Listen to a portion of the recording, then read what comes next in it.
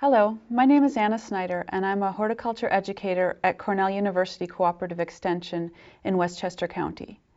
And in addition to my duties at Cooperative Extension, I also travel to and lecture about agriculture in developing countries. Today I'd like to talk about my most recent trip, which is to Cuba to study urban and sustainable agriculture. Cuba has been more or less off limits to Americans since the U.S. imposed a trade embargo against the country in 1960. While it is still illegal for U.S. citizens to vacation in Cuba, President Obama has started issuing people-to-people licenses to organizations traveling to Cuba.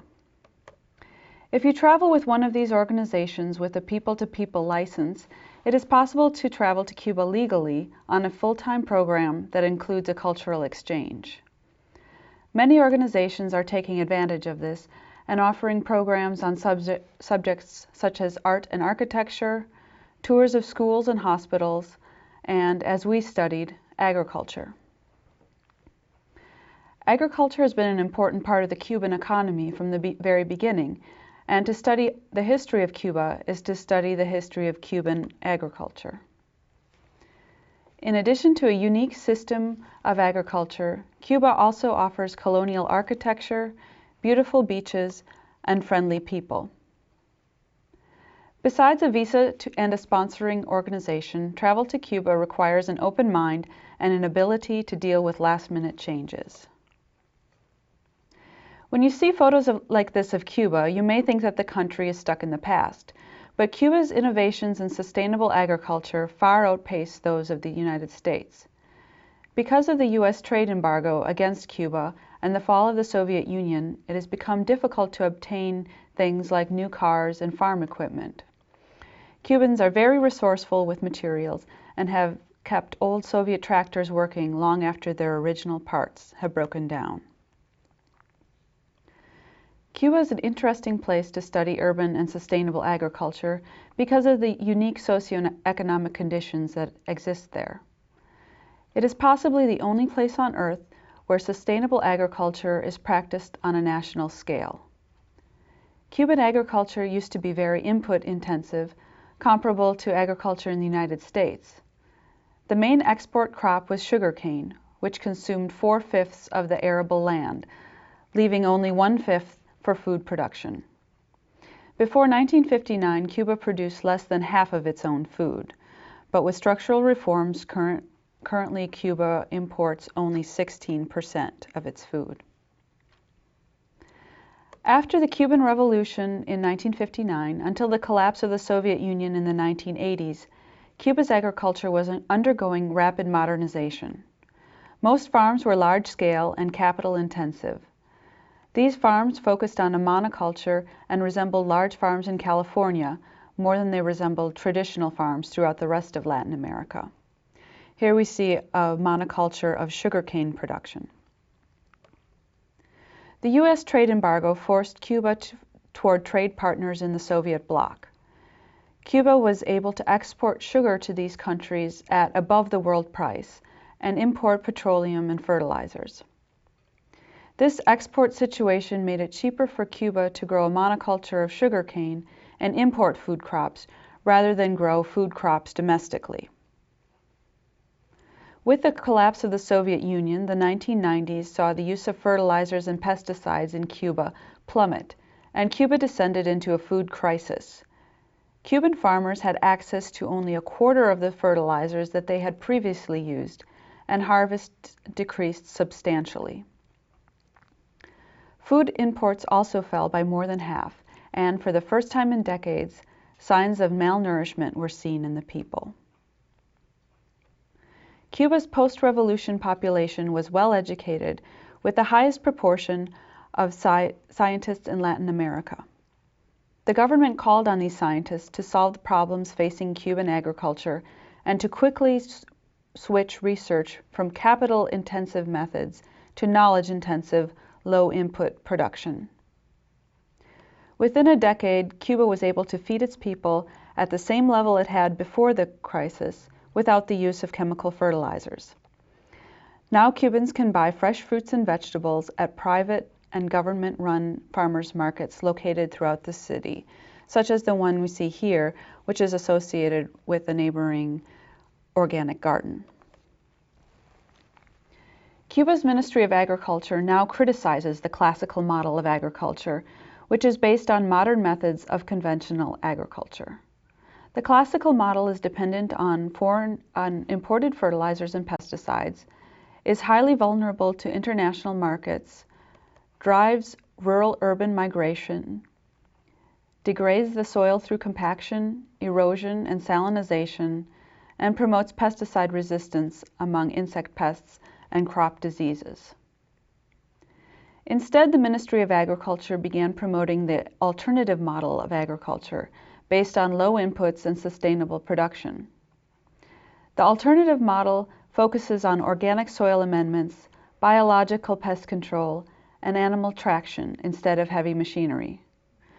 To overcome the food deficit that was a result of the lack of imports, the Cuban government began promoting urban farms to bring fresh food to the urban population.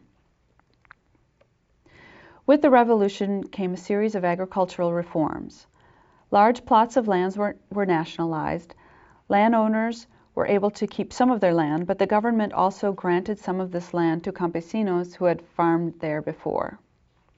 In 1994, at the height of the Cuban food crisis, even more state-owned land was offered to farmers' cooperatives in usufruct, which is an agreement whereby the farmers are allowed to farm the land owned by the government. The farmers then have all rights to any crops produced on the land. In some cases, the farmers may sell the produce directly to the government for distribution to daycare centers, schools, and retirement homes, or the farmers may sell their crops on the open market. In Havana, vacant lots were turned into urban gardens like this one. By 2004, these urban gardens supplied nearly all of the fresh vegetables for Havana.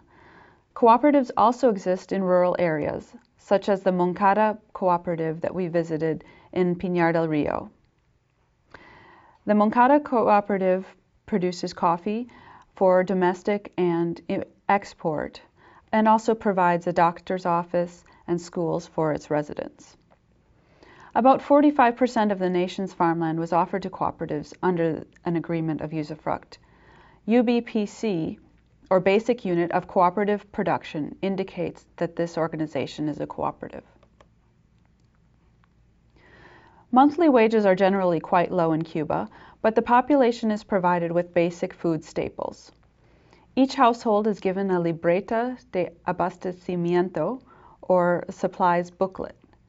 This entitles the household to a certain amount of highly subsidized staples like rice, beans, salt, and sugar for every family member. The family then takes their libreta to a bodega to purchase these goods. Other supplies are also offered through the libreta and sold at the bodega, such as cigars, cooking fuel, light bulbs, etc. The supplies allocated to each family are dependent upon the age and the number of family members. For example, children under 7 years old and the elderly are entitled to a liter of milk per day. Coffee is also rationed under this system, although in times of high prices, such as in 2011, sometimes this coffee is mixed with peas in order to make it go farther, and also rationing for coffee for children under 6 years old was eliminated at this time. Rationing covers about 1/3 to a half of the family's needs, and other products such as meat are sold in other stores, such as a carniceria showed here. The remainder of the family's food is then purchased on the free market. Throughout Havana, there are 48 consultorios, or extension offices, which serve all urban farmers and home gardeners. These offices offer advice, materials, plants, and services.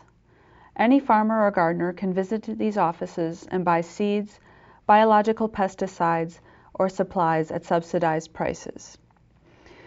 This sign shows the biological pesticides that are offered by this consultorio and which types of pests, such as white flies, thrips, etc., are controlled by these pesticides. It also offers a tobacco-based pesticide for control of aphids and whiteflies that is made from the waste from the tobacco industry. Farmers may also request free training in ecological pest management techniques. These biological controls and organic techniques are some of the same ones that are used in the United States, but they are much more widely used and available to all gardeners, no matter how small, in Cuba. In many cases, the government distributes predators of insect pests free of charge to farmers. Many farmers in Cuba use biological techniques such as planting marigolds and other plants which repel pests and attract pollinators to their garden. In this garden you can see marigolds planted at the end of each row to control insect pests. Farmers also cultivate insects which are parasites of crop pests. For example, the sprachnid wasp, which is parasitizing a tomato hornworm. Worm composting, or vermicomposting, is another organic farming technique that is yet to gain widespread popularity in the United States. It is practiced by many urban farms in Cuba. Animal waste is composted and dried for a short period of time, and then put in long, shaded troughs filled with composting worms. The worms produce a rich fertilizer that is free of pathogens. Las Terrazas is a UNESCO Biosphere Reserve and a model village 37 miles outside of Havana. Las Terrazas was deforested for coffee and charcoal production in the 18th century. It is now the site of a rural development and reforestation project which spans 12,000 acres.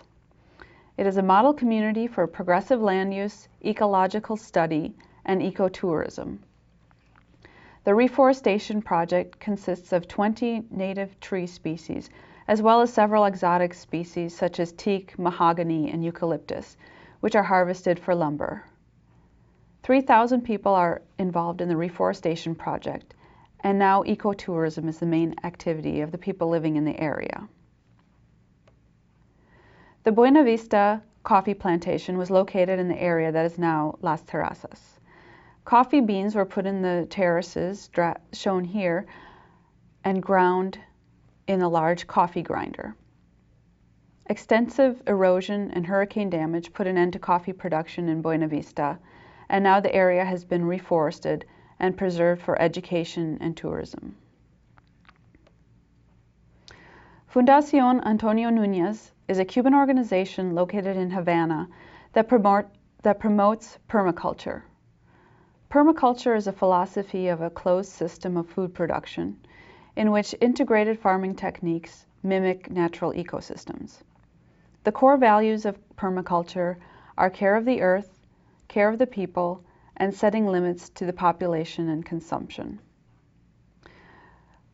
Permaculture incorporates both animal production and food production by using the waste from the vegetable production is fed to the animals, and the waste from the animals is then used as a fertilizer for the plants. The foundation is also an educational center where visitors can learn about Cuban revolutionaries and Latin American history.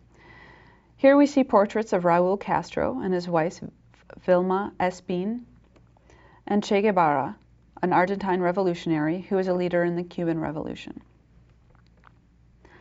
On the westernmost end of Cuba is the province of Pinar del Rio. The limestone hills, or mogotes, are characteristic of this area, as is the rich red soil. Tobacco and other crops are grown in the fertile valleys between the mogotes.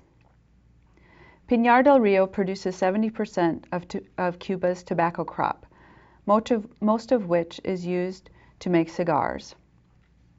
We visited the area at the time when school children were completing their mandatory month working on a farm. The children were stringing the harvested tobacco leaves on a thread and hanging them in the barn to dry for 3 months. Cassava, or yuca, is another important crop in the region.